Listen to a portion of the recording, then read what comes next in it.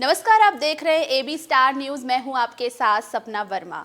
हर दिन इतिहास के पन्नों पर कुछ ऐसी घटनाएं घटती हैं जो कि एक ऐसी छाप छोड़ देती हैं जिन्हें कभी नहीं भुलाया जा सकता।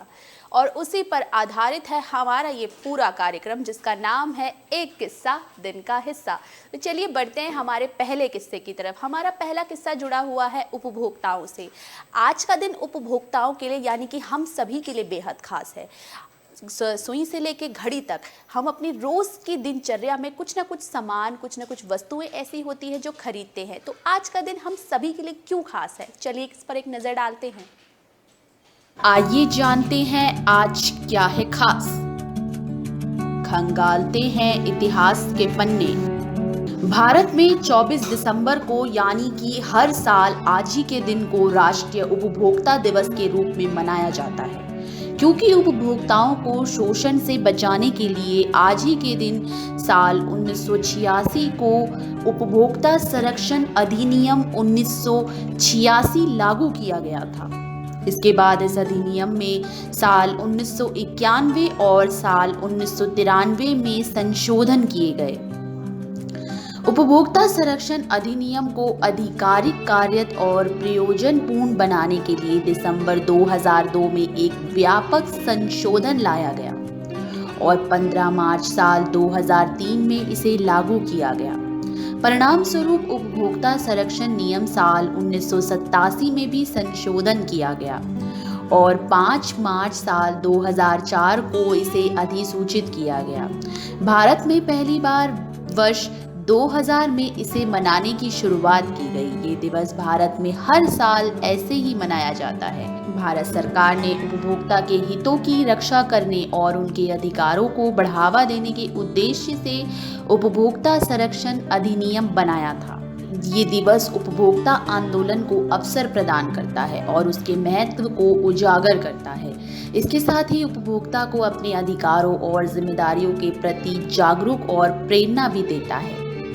इस दिन लोगों को उपभोक्ता आंदोलन के महत्व को रेखांकित करने का अवसर मिलता है। साथ ही प्रत्येक उपभोक्ता को उनके अधिकारों और जिम्मेदारियों के बारे में भी अधिक जागरूक करने की आवश्यकता भी रेखांकित होती है। साल 2000 में से लगातार चली आ रही राष्ट्रीय उपभोक्ता अधिकार दिवस मनाने की ये राष्ट्रीय परंपरा उद्देश्य रखती है। राष्ट्र का हर एक उपभोक्ता अपने अधिकारों के प्रति सजग हो और जागरूक रहे। राष्ट्रीय उपभोक्ता अधिकार दिवस लोगों के बीच प्रेरणा, लोगों को शोषण से बचाने और उपभोक्ता को उनके अधिकारों के प्रति सजग करने का माध्यम है। आइए साल 1986 का वो दौर जब आज ही के दिन उपभोक्ता संरक्षण विधेयक अधिनियम पास हुआ था। इसका मकसद उपभोक्ताओं को ठगी से, शोषण से और उन्हें उनके अधिकारों के प्रति जागरूक करना है। चलिए बढ़ते हैं हमारे अगले किस्से की तरफ। हमारा अगला किस्सा जुड़ा हुआ है स्पेस मिशन से।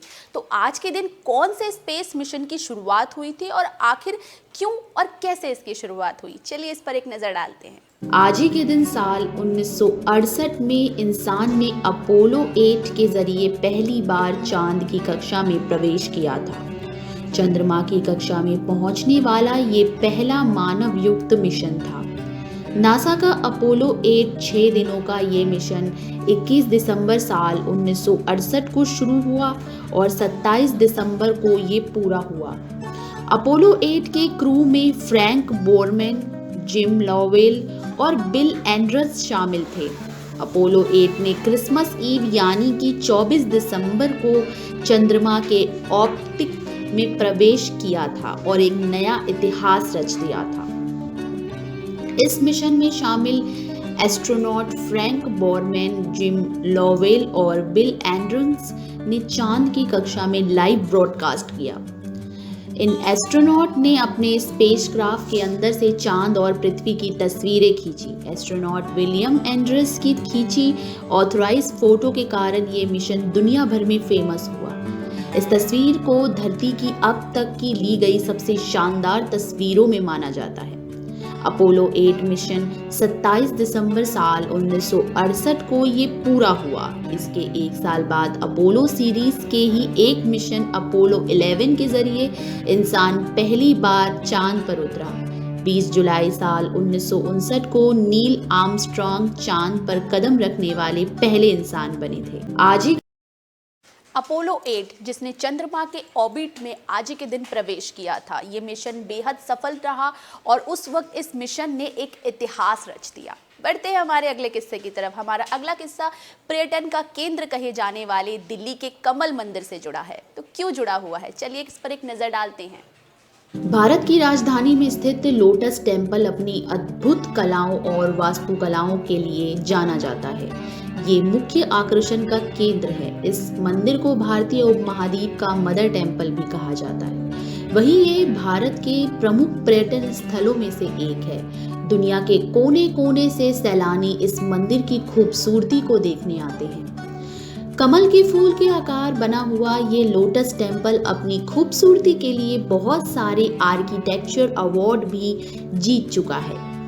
कमल मंदिर एक बहाई उपासना का केंद्र है, जहाँ ना कोई भगवान की प्रतिमा रखी जाती है और ना ही इधर किसी की तरह की कोई पूजा अर्चना होती है। यहाँ लोग सिर्फ अपनी मन की शांति के लिए आते हैं और घंटों यहाँ खूबसूरती का आनंद लेते हैं। बहाई धर्म की आस्था से जुड़ा राजधानी दिल्ली के नेहरू प्लेस स्थित लोटस टेम्पल का निर्माण बहाई धर्म के संस्थापक बहाउल्लाह ने करवाया था। कमल के फूल के आकार की तरह इसे लोटस टेम्पल का निर्माण साल 1986 में हुआ था, जिसका उद्घाटन 24 दिसंबर साल 1986 को किया गया। बात की जाए आम लोगों के लिए इसे खोलने की, तो ये मंदिर नए साल पर 1 जनवरी साल 1987 को आम जनता के लिए खोला गया था। लोटस टेम्पल के निर्माण में उस वक्त करीब 10 साल का समय लग गया। लोटस टेम्पल बहाई धर्म के दुनिया में स्थित 7 प्रमुख मंदिरों में से एक है। इसके अलावा बहाई धर्म के मंदिर Kampala, Sydney, Illinois, Frankfurt, Wilmette, Panama और पिया में है। लोटस टेम्पल अपने अद्वितीय वास्तुकला और अनूठी डिजाइन के लिए पूरे देश में फेमस है। इस मंदिर को कनाडा में रहने वाले एक मशहूर पर्शियन वास्तुकार फरीद साहबजाह ने तैयार किया था। ये मंदिर भारत की सर्वधर्म समभाव की अनूठी संस्कृति को दर्शाता है। ये हर धर्म से जुड़े लोगों के लिए खुला है। ये भारत की आधुनिक वास्तुकला का एक नायाब नमूना है।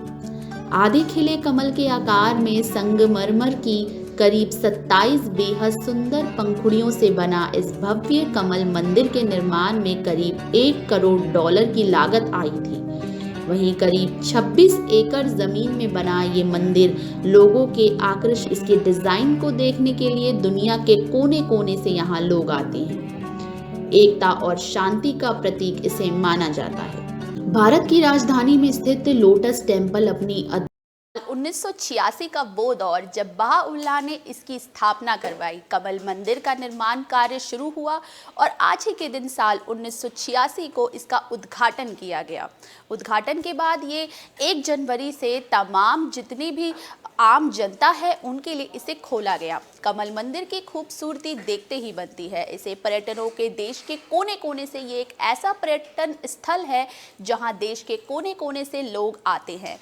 यहाँ की खासियत ये है कि यहाँ किसी भी भगवान की प्रतिमा ना होने की वजह से यहाँ पर सर्वधर्म को समान मानते हुए यहाँ पर प्रत्येक भगवान को लोग अपनी मन की शांति के लिए यहाँ पूजा अर्चना करते हैं। वक्त हो चला है अब आपसे विदा लेने का। हम फिर मिलेंगे किसी नए किस्से के साथ। तब तक के लिए देखते रहिए एक किस्सा दिन का हिस्सा। शुक्रिया।